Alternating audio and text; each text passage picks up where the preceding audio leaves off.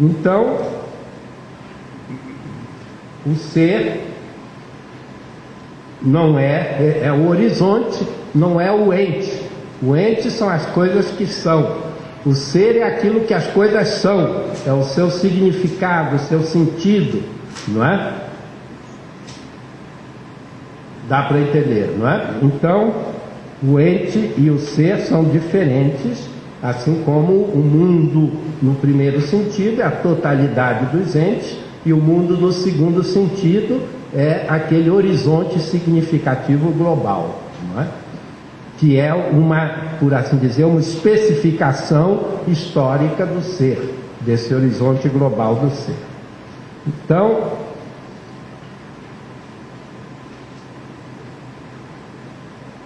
podemos agora passar para voltar com essas explicações, não é? Podemos voltar a entender o que é que significa pensar, não é? Pensar agora já não mais no sentido de os pensamentos que nós temos, não é mais pensar como esse buscar compreender a verdade, não é? Buscar compreender o sentido, isso é que é pensar na maneira mais profunda. Então, como modo de ser, não é? Como modo de ser do ser humano no mundo. Então, o pensar, nesse sentido, não é? Significa exatamente essa realização, ou se trata de exercer a nossa transcendência para o ser, não é?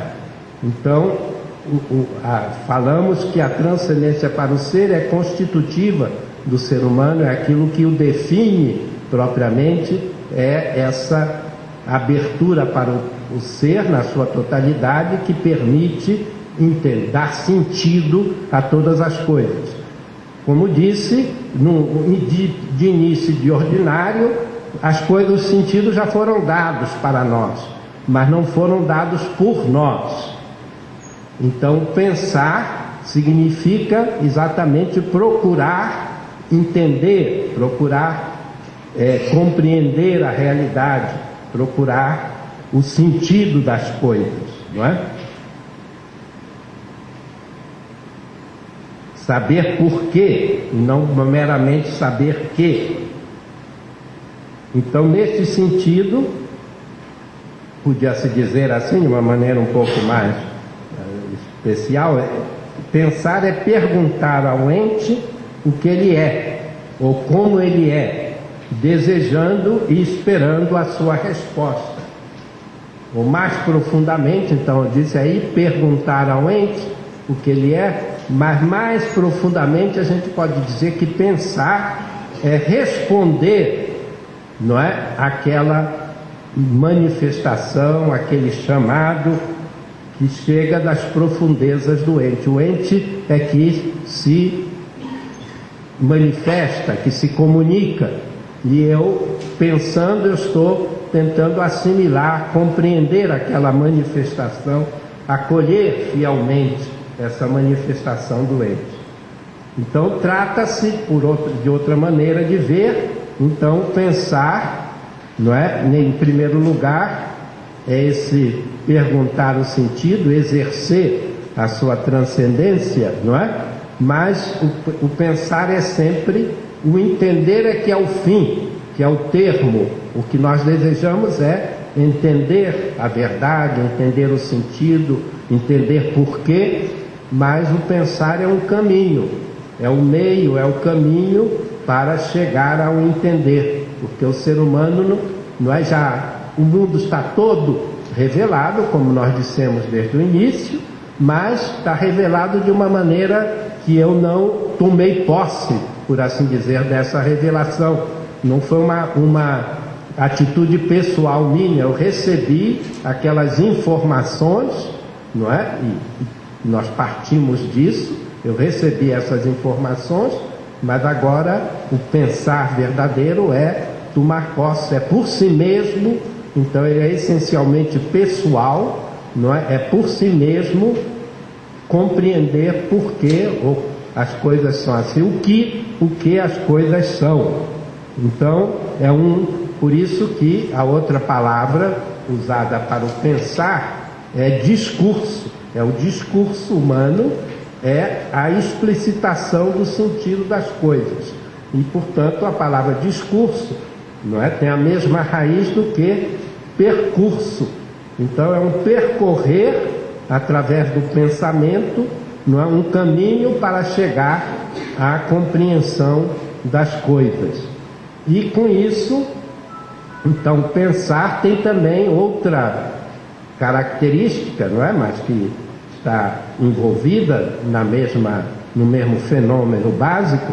Então, quando eu vou pensando, como eu já tinha, o mundo já estava interpretado, já tinha uma capa, não é, interpretativa, agora eu tenho de retirar essa capa para que eu mesmo possa descobrir o sentido da realidade, não é?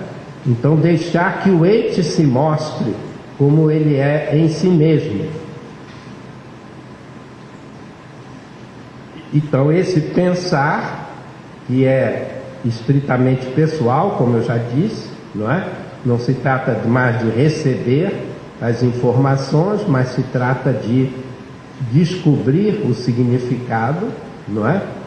Então, ele é o específico do ser humano. O animal não é capaz de pensar, porque não tem exatamente essa transcendência para o ser, não é? Não é aberto para o todo doente e para o seu sentido. E Deus, digamos, não precisa pensar, porque ele é uma compreensão absoluta de si mesmo e de toda a realidade a partir de si mesmo. Então, só o ser humano que é propriamente pensante, é a sua prerrogativa. E cada um de nós é tanto mais humano quanto mais é pensante. Quanto mais o seu pensar não é, corresponde àquilo que se mostra na realidade. Então, com isso, estamos dando essa primeira apresentação mais elaborada da noção de pensar. Agora é importante distinguir dois níveis do pensar, não é? Dois níveis do pensar. O nível ôntico, se quiser a palavra, digamos, não é muito usada, mas vamos explicar, e o nível ontológico, não é, do pensar, não é?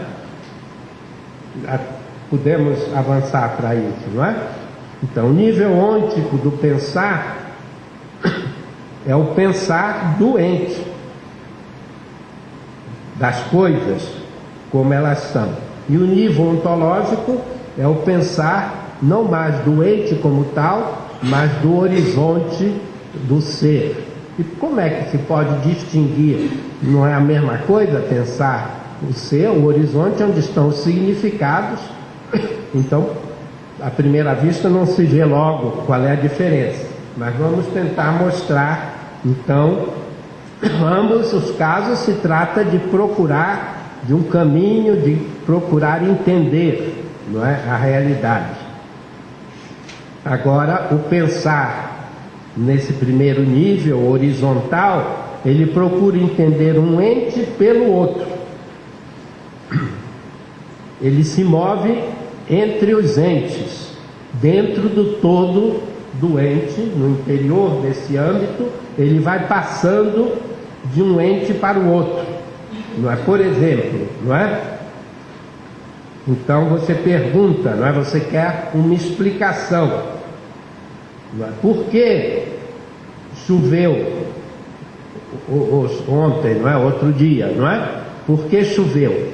Então a explicação você vai procurar entender por quê. A explicação vai ser outro fenômeno no mundo, outra realidade no mundo. Então você explica um ente pelo outro, não é? Ou se você quiser explicações mais, digamos, mais científicas, não é? Então como é que a química vai explicando o mundo físico, o mundo material, não é? Então você diz a água. Então o que é a água? Então ela explica a água como H2O, quer dizer, como uma molécula de água composta de átomos, 2 átomos de hidrogênio e um de oxigênio. Então ela passa de uma realidade para outra realidade, talvez mais, digamos, elaborada, etc., mas vai passando, um fenômeno chama o outro.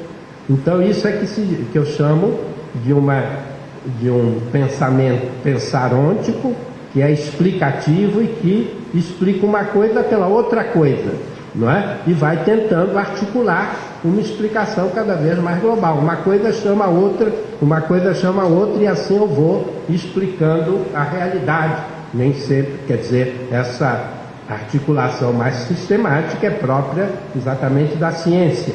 E nem todo pensar ôntico é científico, não é? Mas em todos os casos existe exatamente essa articulação do pensar como explicação das coisas, não é? Como explicação de uma coisa pela outra. E existem 2 esquemas básicos na explicação. Uma é o esquema causa e efeito. Então a razão humana exatamente pensa explicando, procurando a causa. Toma um fenômeno, procura a sua causa. Ou, se quiser, faz o inverso. Da causa, ele tem procura saber as consequências, não é? De um fenômeno, mas é a mesma relação de causa e efeito, não é? E o outro esquema é o fim, os meios e o fim. É outra maneira pela qual trabalha a nossa razão. Ela pensa quais são os meios que eu vou usar para chegar a esse fim, não é? Então é um esquema meios e fim, é um esquema mais, digamos, antropológico. O esquema causa e efeito é um esquema mais cosmológico, não é? Mais geral, não é? Mas são 2 esquemas que são usados no pensar de cada dia, não é? Na nossa vida cotidiana, nós estamos sempre procurando, existem problemas de todo tipo, problemas simples, talvez não são identificados como problemas, mas são problemas dos quais nós procuramos então a solução, não é? Então, por que isso aconteceu, não é?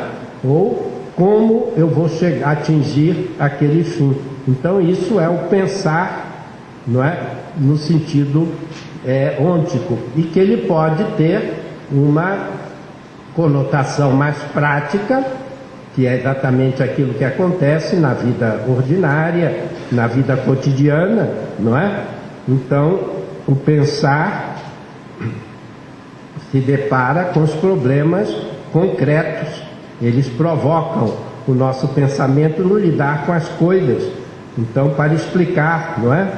Por que está faltando isso, não é? E quais são as consequências, e como é que meios eu vou usar para corrigir esse defeito. Então tudo isso é um pensar no cotidiano, não é?